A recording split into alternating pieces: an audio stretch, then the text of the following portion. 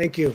We've had a tremendous week uniting the country in our fight against the China virus. I've reminded people of the importance of masks when you can't socially distance in particular. A strong message has been sent out to young people to stop going to crowded bars and other crowded places. Yesterday, we made the amazing announcement for our plans to protect nursing home residents. We're working very hard on that. We're doing very well all over the country. And also about contracting with Pfizer. We made a big, beautiful contract with Pfizer. We think they're very close, but we have a lot of companies that are very close to produce a vaccine. And I wanted to come out again today to share some additional news with you. This afternoon, my political team came to me and laid out our plans for the convention in Jacksonville, Florida. It's a place I love. I love that state. The drawings look absolutely beautiful. Never thought we could have something look so good so fast with everything going on. And everything was going well. A tremendous list of speakers, thousands of people wanting to be there. And I mean, in some cases, desperately be there. They wanted to attend, people making travel arrangements all over the country. They wanted to be there. The pageantry, the signs, the excitement were really top of the line. But I looked at my team and I said, the timing for this event is not right. It's just not right with what's happened recently, the flare up in Florida. To have a big convention, it's not the right time. It's really something that, for me, I have to protect the American people. That's what I've always done. That's what I always will do. That's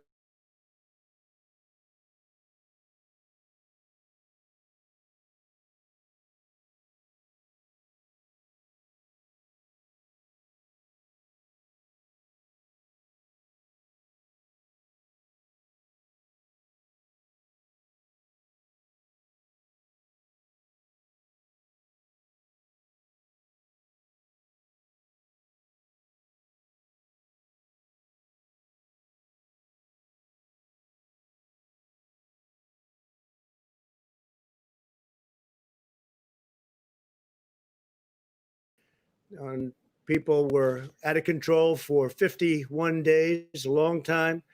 And Homeland Security and other law enforcement with us went in, and they've done a great job protecting our property, federal courthouse and other property, and most importantly, protecting our people.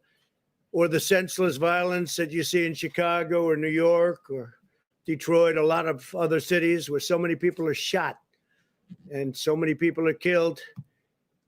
And people elected me to help and to protect. So I told my team it's time to cancel the Jacksonville, Florida component of the GOP convention. Will be starting in North Carolina for the Monday, as has always been planned. We were never taking that off. That's remaining as it is. The delegates are going to get together. That's where they do their nomination. So the delegates are going to North Carolina, and they'll be doing the nomination. And we're going to do some other things with tele-rallies and online the week that we're discussing, which will be really good. I think we're going to do it well. And I'll still do a convention speech in a different form, but we won't do a big crowded convention per se. It's just not the right time for that. I care deeply about the people of Florida and everywhere else, frankly, in this country and even in the world, who would be coming into the state, and I don't want to do anything to upset it.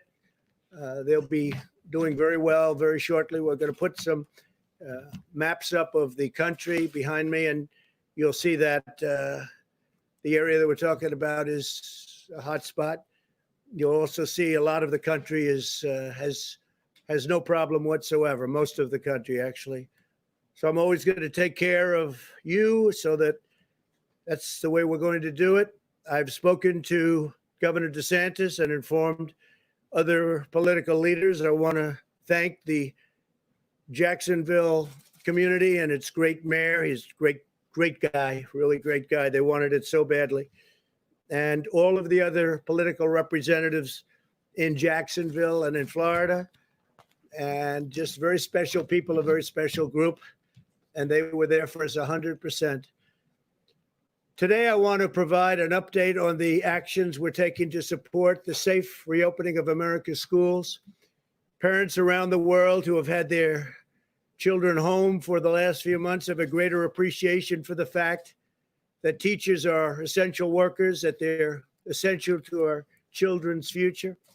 Our goal is to protect our teachers and students from the China virus while ensuring that families with high risk factors can continue to participate from home. Very important. The American Academy of Pediatrics has released guidance recommending that schools reopen. It said, quote, lengthy time away from school and associated interruption of supportive services often results in a social isolation, making it difficult for schools to identify and address important learning deficits, as well as child and adolescent physical and sexual abuse, substance abuse, depression, and suicidal ideation. This in turn places children and adolescents at considerable risk of morbidity and, of some cases, mortality. Beyond the educational impact and social impact of school closures, there's been a substantial impact on food security and physical activity for children and for families. So that's very important. And there's a highway, it goes both ways. The National Education Association recently stated, despite the momentous efforts of educators during the pandemic, online learning has never been an effective replacement for in-person learning and support. Being at the school, being on the campus is very, very important. One study estimates that due to school closures last spring, the average student will begin this school year roughly 35% behind in reading compared to the typical year, and more than 50% behind in math. That's a big statement. According to McKinsey & Company, learning loss will probably be greatest among low-income Black and Hispanic students. They're the ones that are hit the hardest. We don't want that happening. 30 million American students rely on schools for free and reduced meals. Over 70% of the students who receive mental health services do so through their schools. According to HHS, 1 in 5 reports allegedly having to do with child abuse.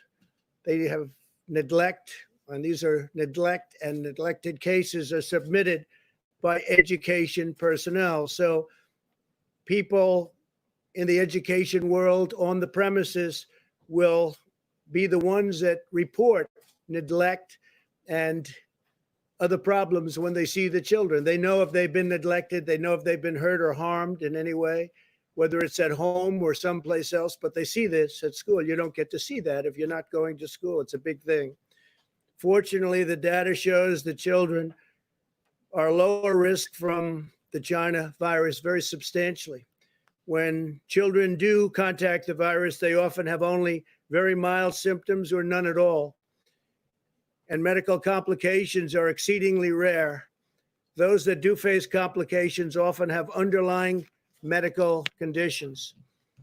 99% of all China virus hospitalizations are adults, and 99.96% of all fatalities are adults. That means that children are a tiny percentage, less than 1%, and even a small percentage of 1%. In a typical year, the flu results in more deaths of those under 18 in the United States than have been lost thus far to the coronavirus. Many different names, many different names.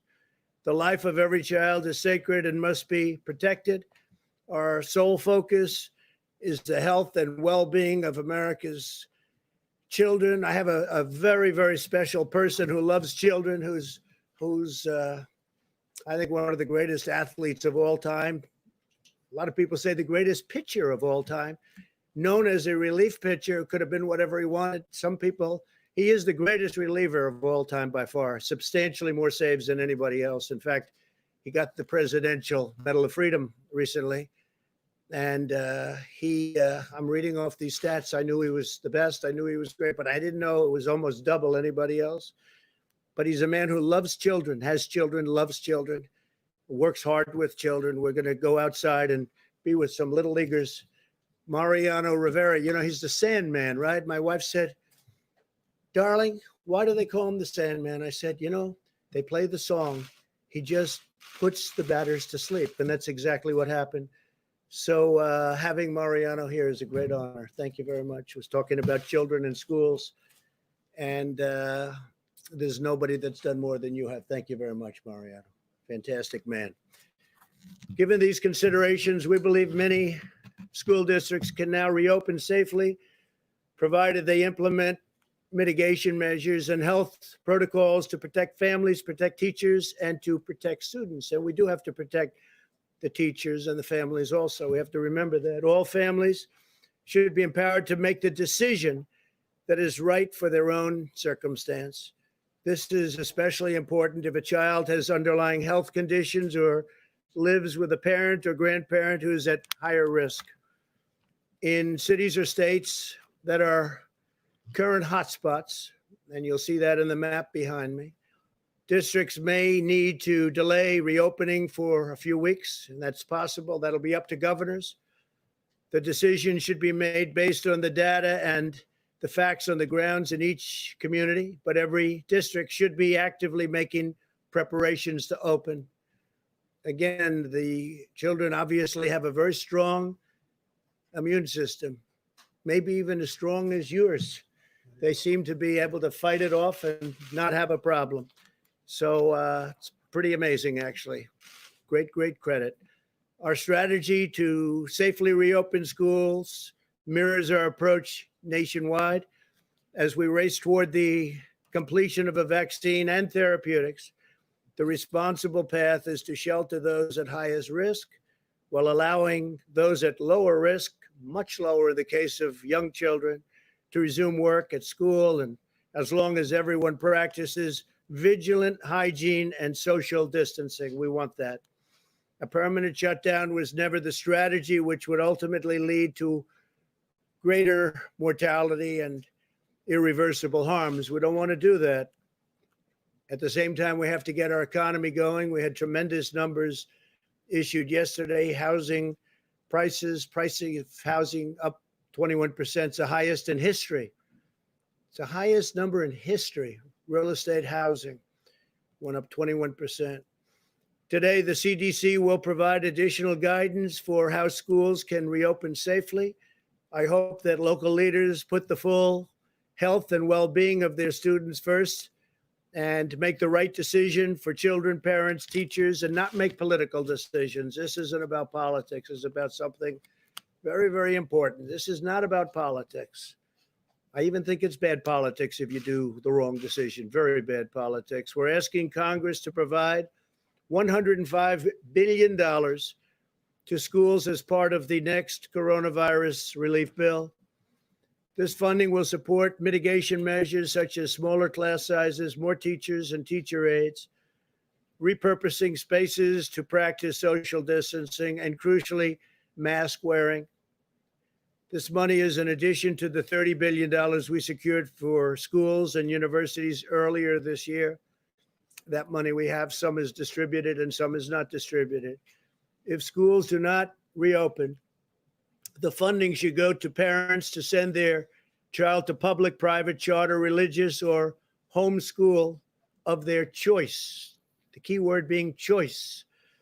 If the school is closed, the money should follow the student, so the parents and families are in control of their own decisions. So we'd like the money to go to the parents of the student. This way they can make the decision that's best for them.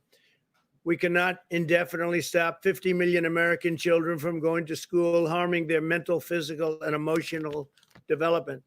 Reopening our schools is also critical to ensuring that parents can go to work and provide for their families. The Council of Economic Advisors estimates that 5.6 million parents will be unable to return to work if schools do not reopen this year. It's a tremendous problem. It's a tremendous problem. Schools have to open safely, They have to open. More than a dozen European countries, as well as South Korea, Taiwan, and many others, have already reopened schools, and cases have not risen. We can achieve the same goal if we unite together, follow the best medical practices, and apply common sense. We'll continue to support states and cities in the current hotspots in the South, Southwest, and West. The governors, I know them all. They're all very, very capable. They're doing a very good job. They're working so hard. You wouldn't even believe it. We have nearly 30,000 federal personnel deployed in the states that need assistance. We're helping with doctors and nurses, medical personnel of all kinds. As a PPE update, we're in close communication with governors and states. We have supplies, everything they could possibly need. We're very strong on supplies. Remember, I used to say the cupboards were bare. Well, now the cupboards are the opposite. Due to our historic efforts to increase both the national stockpile and the state stockpiles, the vast majority of the states have 60 days worth of supplies on hand. And most importantly, they have ventilators, because the ventilators are very, very hard to come by, at least in the past. Now we're making thousands of ventilators a month and supplying them in many cases to other countries. For states that are making requests, we're rapidly delivering. In the last 24 hours, FEMA has deployed more than 1.5 million masks upon request, 1.7 million gowns, and 600,000. Well, let me change that. We've created about 600,000 different supplies. We have 600 ventilators to Arizona, North Carolina, Pennsylvania, Colorado, Idaho, and Washington. I think the number is 600. We're going to check that, and we'll give it to you in a little while. But we've got a stockpile of thousands of ventilators. I think we've sent out about 600 just recently. The United States has now conducted more than 51 million tests, which is more than any other country in the world by far. Roughly half of the tests are either the rapid point of care tests, which frankly solves a lot of problem and delay, 5 to 15 minutes instead of waiting for service both ways in both directions and then at the lab.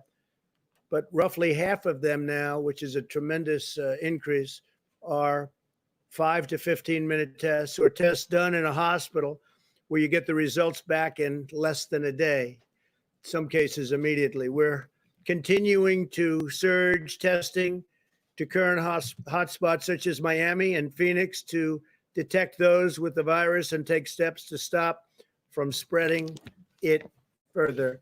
There's a copy of the map, and this is, you have it right behind me. That's really very much indicating where the problems are. You see from that, it's in great shape, lots of it. The Northeast has become very clean. The country is in very good shape, other than if you look south and west, some problems. That'll all work out.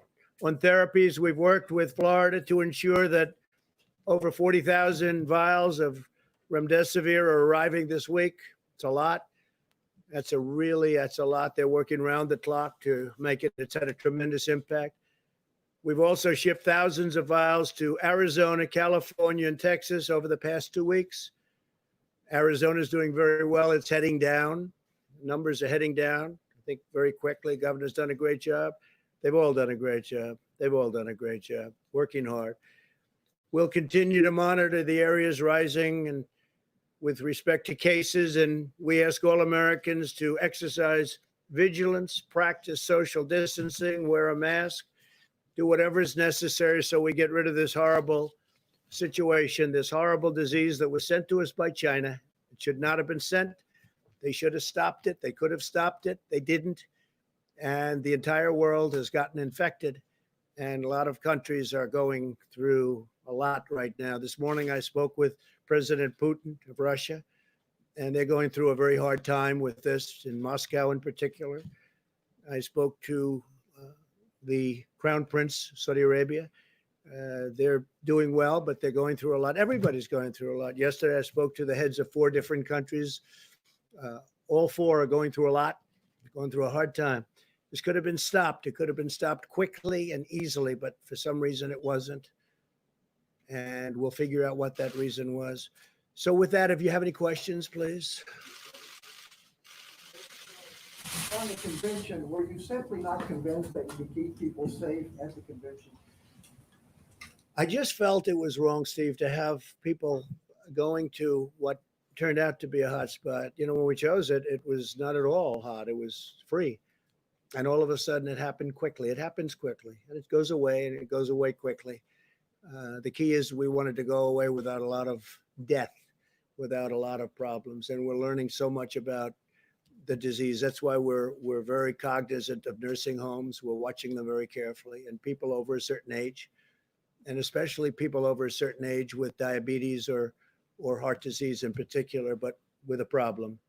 So we didn't want to take any chances. So we had a lot of people. We have the delegates want to be there. We're going to do a fairly reasonably quick meeting in North Carolina. The nomination will be produced, and then we'll announce what we're doing, how we're doing it, whether it's something that's done online, I guess you could call it online. So there could be nothing like our last convention. Unfortunately, that was a great convention and in a great place, as you know. We had a great time in Cleveland, but it's a different world, and it will be for a little while. We want to get the world back to what it was, and I think we'll have that, including great job numbers, including so many things that are happening so positive. I have to say the stock market is close to records for NASDAQ. It is a record. It's already exceeded its highest numbers. But we want to get our country back to what it was. Acceptance speech be from the White House, and are you worried? We haven't said that yet, Steve. We'll have that. We'll probably announce that over the next few days. Are you worried this might dampen enthusiasm for you? Look, we've done a great job. We built the greatest economy in the world.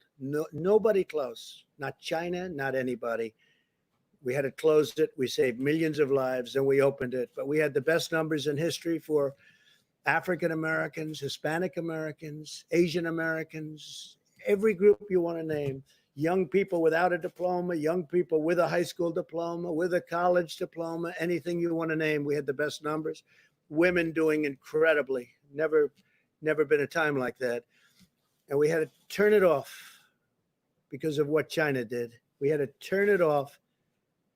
And then all of a sudden, now we turn it back on, and we're doing very well. But it was very bad. China, speaking about China, the trade deal means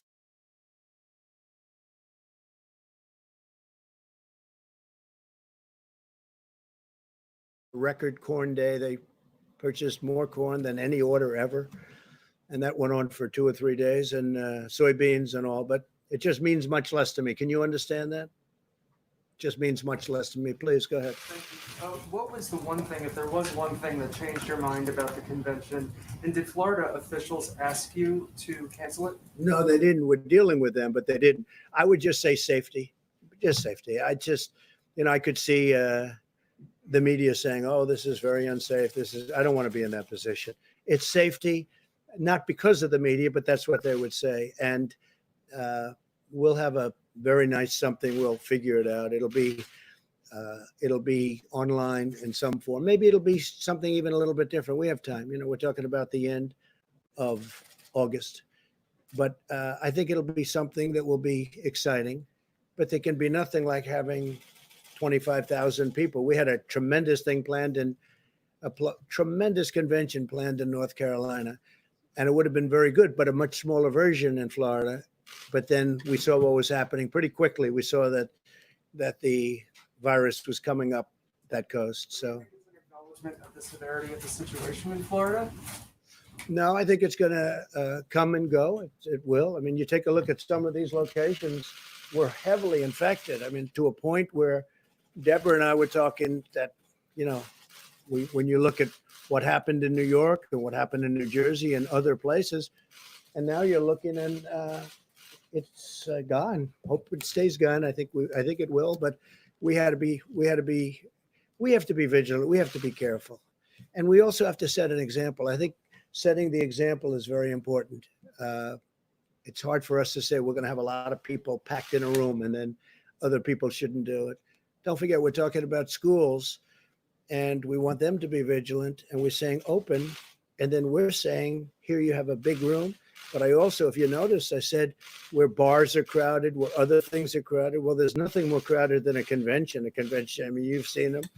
And even though you try and keep people away from each other, it's just not that kind of a thing. They probably can't do that. It just doesn't work for them. So it's a very hard. So I think we're setting an example by doing it. It's very important. Yeah, John. Mr. President, if I could come back to school openings, you talked about money that Congress is looking at to help schools who want to reopen. If a school wants to reopen but is concerned about testing, would you consider directing some of that money toward testing for either a school district or even individual schools, if that's what it took to open the schools? Yeah, I think so. I mean, a lot of people feel differently about testing. We talk about it a lot.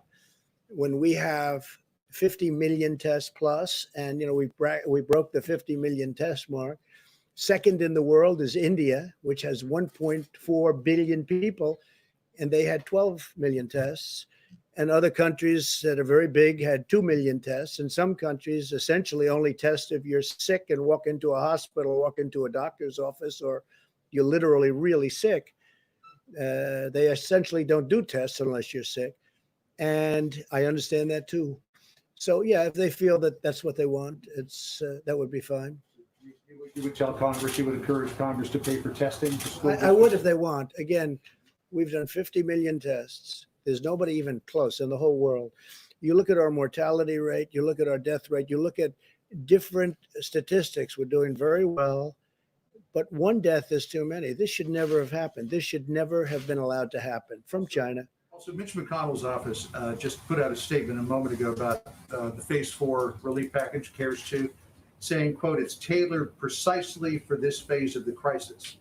Yet it does not include your payroll tax cut. So do you believe it's perfect? Yeah, I'd like to see a payroll tax cut. I think it's great for the workers. The Democrats would never have gone for it. They don't want it. They're not big into the workers, I guess. And based on that, I told them last night, I told the Republicans who have been working very hard on this, I'll tell you, and they want what's right for the country. And hopefully the Democrats ultimately will. But I said, I think a payroll tax would be good, but you're not going to get it from the Democrats. We need their votes, as you know. It's not like, we have a majority, but it's not enough that's why I guess we have an election coming up. So you still need Democrat votes, and we're not going to get the Democrat votes on that. So I'd like to see it. I think it would be very good for the workers. But if we're not going to get their votes, I guess we have to go on to the next thing. A payroll tax cut would have been very good. And maybe something happens. Yes, please. You talk about setting an example on Jacksonville, but I just wonder, some people are going to take away from this the lesson that you're pushing too far, too fast. It seemed for a while the numbers were going up in Jacksonville and you were going to have a problem there. This comes up at a time you're pushing for schools to reopen. You have the opening of the Major League Baseball season. Isn't the example of Jacksonville that we're pushing too fast? Well, baseball, as an example, we were discussing it a little while ago. You're going to be at an empty stadium. I've agreed. Randy Levine's a great friend of mine from the Yankees. He asked me to throw out the first pitch, and I think I'm doing that on August 15th at Yankee Stadium. And I say, how's the crowd going to be? And, it's like you don't have a crowd. There is no such thing. It's going to be interesting, Mariano. He's not used to that. I've been at many games. He walks in, the place goes crazy. I think it'd be just as good without the crowd. You were just born with it. Some people are born with it. I don't know if this is only for the baseball players, but I've never seen a pitcher throw a ball where so many bats were broken as Mariano. He's got the all-time record. I said, how do you do that? He said, parents. Great parents, when you get right down to it, right? How do you do that? It's called parents. But I just to finish, I think that we have to all set examples. I think Major League Baseball is setting an example by, playing to empty stadiums, and so are other sports. You see that. Now, then they'll allow a certain number in. I see golf is now soon will be allowing people to come in percentages, and all of a sudden we want to get back to normal. The key is to get back to normal because nobody wants to see this, but I think it's really good that baseball's opening. It looks like football's opening. It looks like sports are opening. It's a tremendous thing psychologically for our country, and we're all with it. We're going to see right now some beautiful young little leaguers outside with a great future ahead of them. They're already practicing on the front lawn of the White House. And we're going to go out and say hello to them, and it'll be really great. Okay, how about one more? Yeah, please, go ahead. President Trump, the Washington Post earlier today reported that one thing holding up the GOP coronavirus bill is the White House asking that it include language regarding the FBI building in downtown Washington, D.C. Is that true?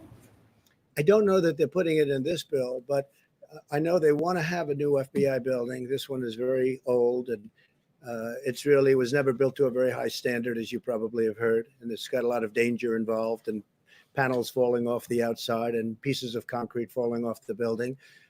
And they want to build it at the site that they have it. They had options very far away from Washington. And I said to them, frankly, you have to be near the Justice Department. There's nothing better than the site. The site they have now is better. But they were looking in sites in Maryland and Virginia and different places, but they would have been too far away. So I have been encouraging them to build it. And if you have a choice, you can renovate the existing building, but it's not a good building, or you could take it down and build a great building for the FBI for 100 years and have it be incredible, even with tracks on top. They're talking about, we have, because FBI people like to work out a lot, and you could have literally quarter-mile tracks on top. It's a very big site, very wide site. So I think the best idea would be to build a new building, and that way you have it for a long time. Renovation can never be as good as a new building in that case. I know they're talking about it, whether or not they put it in this bill or someplace else, but the FBI needs a new building and we'll get it done.